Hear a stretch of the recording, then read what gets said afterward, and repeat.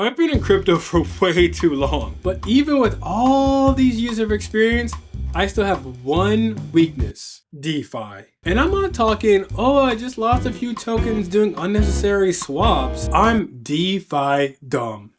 But there is some hope for me, and that comes in the form of an AI agent hackathon project created by Krishan called YieldSeeker. I'm Krishan. I've been building in Web 2 since about like 2013 when I finished, maybe 2010 during uni and then afterwards.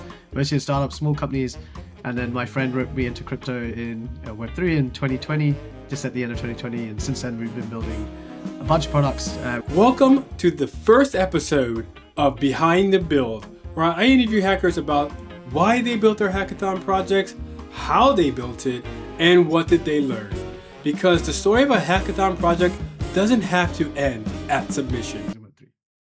I would love to ask you more about your experiences working with influencers and NFTs, but we're here to talk about one thing in particular, and it's your project you built called YieldSeeker. Tell us exactly what it is and like what kind of inspired you to build it. What do you think in terms of like the problem space it sort of solves? Perfect. Yeah, I'll give you an overview first. So the idea for YieldSeeker is that it manages your stablecoins on chain to move them between different kind of platforms or vaults to get you the best yield possible with kind of like minimal risk. Like it's not doing anything crazy. It's just moving between stablecoins between different projects to give you like basically an interest rate on your stablecoins. Why we built it? So obviously, I've been working in AI for a long time, and a lot of the agents that are popping up now are kind of interesting. But at the start, around like November, October last year, when AI agents started popping up, it was quite shallow and like, there wasn't much. It's just like Twitter bots that do kind of read the news and regurgitate in some way. And then Arthur, my friend who I work with on Token Patriot, came to me and said like, actually, I think there are some really good use cases because, especially in the area of getting non-crypto native people into Web3, and we think this is a really good example of it. Of like, interest rates outside of Web3 are pretty crap, even though banks make so much money, they make so much on your money.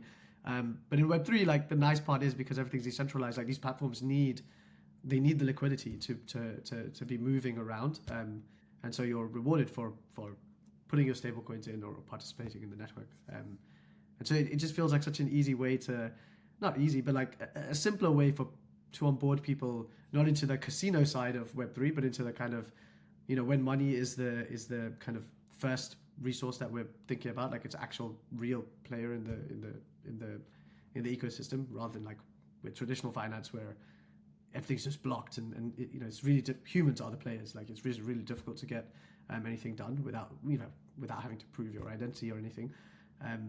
It just feels like a nice onboarding that really that's the end goal. That's not what we start with, but that's the end goal. Like how do we get normal people to use stablecoins for interest on chain?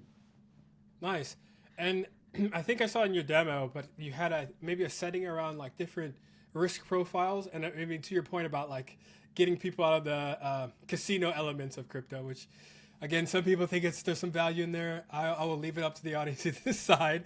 But like in terms of like navigating that and using agents, how did you sort of build around those risks profiles, or like navigate the agents to address those needs for new users or maybe the more experienced risky users? How was that kind of built into the product? Yeah, I think this is where the agent part really comes in, because technically we could have done this without agents. Like it's just a machine learning algorithm in the background that optimizes where you put your money. The challenge is, how do we get the users to understand what they are investing in, and how do we as a project understand what the user's risk profile is? And obviously it's not super built out yet. The hackathon version was like a kind of MVP version of it, but the idea is that the agent coaxes the kind of risk profile from the user, right? So instead of having to fill out a form where you're like, I care about the 7-day value or the 90-day value, or I want it to make fewer trades or more, like all of these kind of options that the model actually needs to have as inputs to work. We're not going to ask the user those questions directly. Obviously you can go and change it if you want, but the real value is that the agent, whilst almost introducing you like what is on-chain yield, will be coaxing these questions out of you. And so like that natural kind of, you're just talking to a friend kind of vibe of like, I don't even know what this is, why should I use this platform? Whilst answering it, we can get the user's risk profile, and obviously they can change it later, but for them not having to even know what things they're tweaking, but for it to be tuned to them. That feels like the really cool part of the really cool use of AI here. Like we're not chucking them. A lot of these like on-chain yield things. Like even I wasn't very much in DeFi. I mostly worked in NFTs, like I said. But when you look at even like Morpho Labs, like it's such a great product, but you go to it and like immediately you're just chucked in the deep end. And I don't know what any of this stuff means, or didn't know any of this stuff means. And it's like I literally, there's no way. My wife's not, she's technical, but she's not super into crypto. And like if I showed her this, it's just like, it looks like a pretty UI. Like there's no, at the bottom it says like you're earning 15% on your stable coins, but that wouldn't even register. Right. What's the impact there? Exactly. Yeah. And so getting the, obviously we haven't cracked it yet, but getting that first kind of interactions to feel more like, what am I doing here? Why am I here? And we think the agent is a really easy way to facilitate that. Nice. And I'm glad you said that about like the not being knowledgeable in DeFi, because I'm like the same way, to be honest. And I'm interested, like, I'm assuming these, interest rates, they change over time, even in crypto, I'm assuming also kind of rapidly. How did you sort of manage that? I know this is a hackathon project, so we're like, oh, how are you going to scale this? But like, how would you manage that in terms of the agent retrieving the correct interest rates, at the right time? What were sort of the components there, and making sure that, the actual users are getting yield in a way? Yeah, this is a fun part. Like, I think with any hackathon project, there's this interesting parallel of like, do I go really deep on some stuff and then kind of like have the overview of the project, or do I kind of like build a wide section of things and then go kind of like somewhat deep on some things? And it was really hard for me not to end up going really deep on this exact thing, which is like the rates change quite dramatically, and one of the biggest challenges here is like it's not even just the headline rate that will change. It'll be like, sorry, you're getting 10%, but today you're getting 5% back in USDC and 3% in some other token and 2% in another token, and then tomorrow that same vault might be giving you 2% in USDC and 8% in some other token. And so even the overall rates, like they might say somewhat similar, they don't, but even when they don't change, the inside is changing quite frequently. And so one of the things that we focused on in the hackathon is, we know that this is a long-term thing. This is actually what I'm working on now, like post-hackathon. But in the hackathon, the main goal of the kind of demo was, or the MVP part of it, was to show that we can track it. And so it was literally a question of every time the user asked, like, what are the current options, it would go and recalculate everything. And so just proving that that's not the humans not getting bored by how slow that is, means that we can do it on a hourly, minutely basis in the future, and really track these options properly. The big challenge then becomes like transaction costs, because you don't want to be switching every 10 seconds, because you'll run out of money just based on the transaction. Even though base is so cheap, you'll still run out of money. And so there's that balance then of like, sometimes the interest rate or the yield will spike for a couple of hours in a day and then go back down, and you have to kind of plan it out of like, look at the historical value of this particular option and see, even if it spikes for an hour, do I still win, or can I kind of expect it to spike and then go down even below that, so that for one day I'm actually in a worse position, even though actually the headline rate was super good. I mean, I like your perspective on like, what do you dig deep into, especially hackathons, you have limited time. Yeah. I'm curious then also in terms of like the actual, we covered kind of the vault component, but the actual agent component itself, like what did you use to sort of build that? And what was the sort of experiences there in terms of like, what did you use for the agent, large language model, what sort of frameworks and all of that? Yeah, so I've been working in AI for a while, but I've never actually built an agent before. My use of LLMs has mostly been as a consumer rather than as a developer. So this was actually during the hackathon was my like kind of deep dive into all of these things. Nice. So what I ended up building it with is Coinbase's agent kit in Python. It's built on top of LangChain and LangGraph, which are the Python libraries. I ended up switching it out to use those libraries directly. I still use agent kit for some stuff, but it's just like a thin wrapper over the. Why was the switch? I'm just curious, because sometimes in hackathons I get very committed to like the tool based on bounties or whatever. Yeah. And then like you don't want to like, oh, I might lose. I mean, you obviously you're still using Coinbase, but or the agent kit, but like why did you have to kind of step back and use it? So agent kit's really good at, basically it injects these tools into the library LangGraph. So it injects these tools in, but the tools that it injects, they only allow you to do things synchronously in Python. So you're waiting for the responses. So if multiple people are using it, if I have just one server, it's not really usable. And so basically I switched out all of their kind of middle layer to all be asynchronous, so that I want to just have one server for as long as possible. So this way it's all asynchronous. And was there anything else like while you were building it that like, I don't know, you felt, oh, I need to like, I'm committed to building it this way, but I need to throw it out because it's just not working? Or Yeah, loads of stuff. I think that's the really nice thing about hackathon, because like I had this vision of we have to finish, but actually I misunderstood the timeline, so I thought I had until the next Friday. But then yeah, well then there's like the judging time. This is Eat Global. If anyone at Eat Global is listening at this, I really hate when they put the end date of the hackathon being the date of the judging included, and not when you submit. Like and it it's gets not me every even the time. first judging, right? It's like the last. It's like the end, like the finale part. So Yeah. I realized a couple of days before the end, so I wasn't freaking out too badly. But I did. I think it was a good thing actually. It forced me to really think about. All right, I only have 2 days left, and I actually started late too. So I basically ended up only having like 5 days altogether. So 3 days in, I only had 2 days left, and it really forced me to think about what. Again, to this point, like I don't have to do everything right. I just have to make sure that the thing works. If anything, it's like a proof to yourself, right? Like, can this product actually live in the real world? And that, actually for a long time, anytime I do a hackathon, my goal has always been to launch the thing that we build, like as an actual product. And I use the hackathon as a kind of MVP speed run. And so, yeah, a bunch of stuff. So like you said, the wrapper around the LLM, we switched between LLMs quite a lot. We tried one hosted on Bedrock. We ended up going with Google's Gemini 2.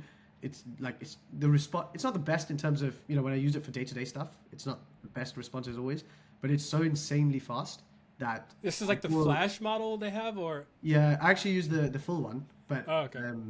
But it's still just incredible. Like, it's insane how fast. I just don't understand how it could be so fast. Like, they've probably got some serious hardware behind it. Yeah. But it was so fast, and our questions aren't that complicated. Like, the whole yield calculation, that really, really complicated part happens in our code. The interaction with the user isn't super clever. Like, it's just understand what the user says and like give them a reasonable response back after talking to our service. And so speed there felt like the most useful measure. No, so what will happen when you ask it stuff like what's the best option for me, then it knows the user's profile, and then it sends that data to our server, calculates it, and then comes back. And so the agent's really it's like the layer of filling in the parameters for the user to our functions. And the same thing will happen, which is what I'm working on now, like when it does it in the background, post hackathon, like when it's going to do the optimization in the background, again, like that code is my code, the actual optimization. I mean, and the agent's moving the funds to the different vaults, right, as well, on chain. Yeah, exactly. Yeah. Got it. So that's obviously in the background. I mean, the agent ends up calling our functions when the user says like move from this vault to another vault, like the agent will coordinate what transactions it needs to do. That's another challenge. Like, I need to switch out of the library that we're using now, like the one even under agent. Oh, what library is that? Because it doesn't let you, or at least I don't know how to. It doesn't let you like put a message in. So it's like, if I say move my money into this vault, yeah, I would like the agent to say, okay, I'm doing that now, and then it'll say, oh, here's a transaction hash, we're just waiting for it to finish, and it says all done, you're good. But actually at the moment it can just give you the last message. Like, once everything is finished, then you can write a message and send it back to the user. Oh, okay. So it doesn't do like the in progress type message, or there's no, yeah, exactly. It might be me. Maybe I just don't know how to do it, but it's not trivial. I mean, there's always like all these tools now, they're always still missing one or two, and you have to kind of Frankenstein all of these things. So I'm always so biased to building everything myself. So okay. I find this a lot, right? Like, I use a library, I see how it works underneath, I get disappointed by like, I would have done that differently, or made a different design decision somewhere, and then build it myself. That's a good instinct. I'm like the complete opposite. I'm like, oh, if it's not working, I'll just like find another tool that hopefully will work, and I'll just keep, or I will I get molded by the tools I use versus me making my own tools. So I don't know. Yeah. I'm curious also, you talked about, some things around like earlier AI agent demos and not being that exciting. And I tend to agree with you on those sorts of things.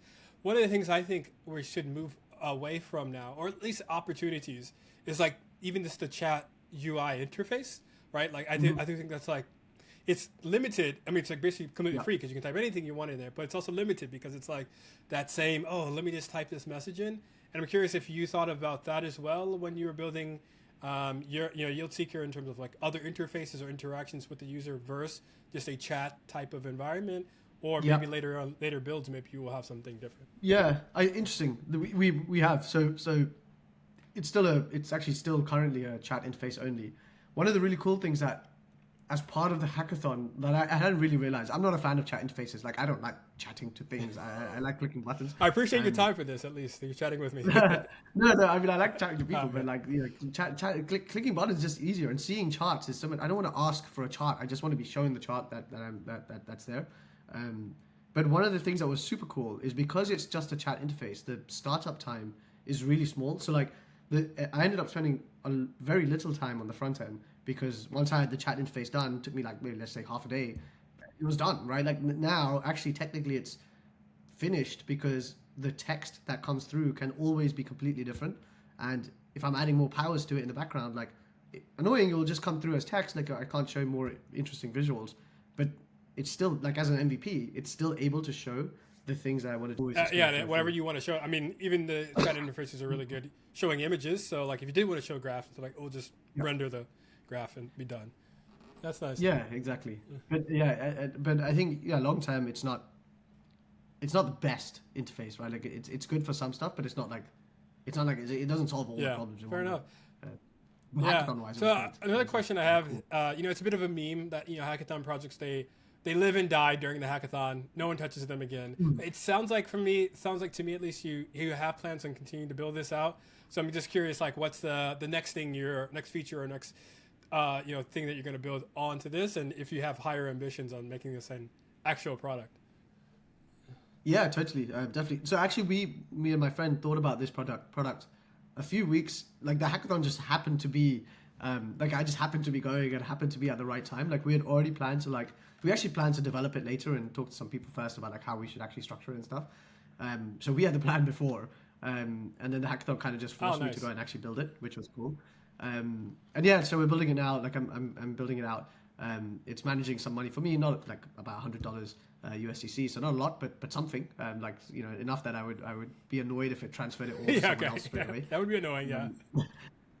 Yeah, and so now it's basically just adding more vaults. So at the moment it's Sparkfire and Morpho, same as during the hackathon actually, and Aave, just for reading, and add some more vaults. But the biggest thing that we're working on for the launch version is that it can actually do stuff in the background for you. If you turn it on, it will switch you in and out of stuff. So you don't have to come to it every day. It will automatically move you out things that you shouldn't be in anymore. And do you think it's like, obviously this is a money making product in the way that users probably want to use it to make money. Do you think there's other general metrics like if I was a user now and I'm like, oh well, it's not making me money, I would just throw it away. But you think there's like maybe the ease of use like you mentioned, but like what else do you think people would come to this for? Yeah. Interesting. So I mean, one of the interesting things is like it's almost impossible for it to not make money because there's so many options. Like something's always going to be above 4%. Like, and for us, like making money is actually like above like I'm in England, so like our interest rate is roughly 4% on a very, very good, probably not 4%, but like the max you can get at maybe like $1,000 is or £1,000 is like 4%. And so really making money is actually anything above that. But even that's not that difficult because there are so many options. And so making money is a kind of fairly straightforward one. That's obviously the headline number. Actually, the best, in my mind, the best model, the best metric I have for myself will be how many people created wallets to come to use this product. Obviously, it's going to be a long time till that even gets to one. But like being able to onboard my friends, well, maybe minus people I know, but being able to onboard my friends, it's like that feels like That's huge awesome. win. I mean, I like this also comparing it. I think there's so many things you can do on chain that just make so much more sense versus not. And to your point, interest rates is like comparing in the alternatives. So the traditional alternative is like you're gonna win in most cases. So Yes, that's huge. exactly. All right. Well, last question. Obviously it's a hackathon project, and there is never-ending hackathons. Are you is the next step another hackathon? Are you gonna go heads down on building this, or do you have other ideas you want to explore in the world of agents that maybe you're gonna build on the next one? What's your next plans? Yeah, I have. I mean, the goal for now is to build this as long as another hackathon isn't around. But as soon as there is another big hackathon, especially on Base, I really enjoyed working with Base. I think I'm just gonna stick with Base for a while. The team has been so good. The platform is just insane. Like it's just so crazy how fast it is, and it's still EVM. Like awesome. I do want to build a product. I have one in mind that I want to build at the next hackathon. So it's like agents and I think stablecoins as well. Like stablecoins for me are such a huge. It just feels like the right way to be onboarding people as well. Yeah, I mean, I tell people all the time, hackathons is like the greatest way to get developer points. You're never going to lose developer points when you do a hackathon. Totally. You're always going to gain it because there's something you're always going to learn. Yeah. I spent so many years at the start of my career going to hackathons. Like I used to go like almost every month. Yeah. Maybe multiple times a month. When it was all like in person and in London. That was a good time. Nice. Yeah. Hopefully back to those days one day. Who knows? Yeah. I mean, well, I think that's interesting about Web3, right? Like it's so dispersed that even if there was a London hackathon, I don't know if I'd enjoy it as much as I enjoyed this agentic one, because it was like teams are from everywhere. Like the Discord's constantly going. It was really good. That's awesome. Shout out to the ETH Global team. Shout out to the base team as well, building a great product for devs. And shout out to you. Thank you for being the first guest on Behind the Build. Awesome. Thank you. Yes, good luck. I can't wait to see more.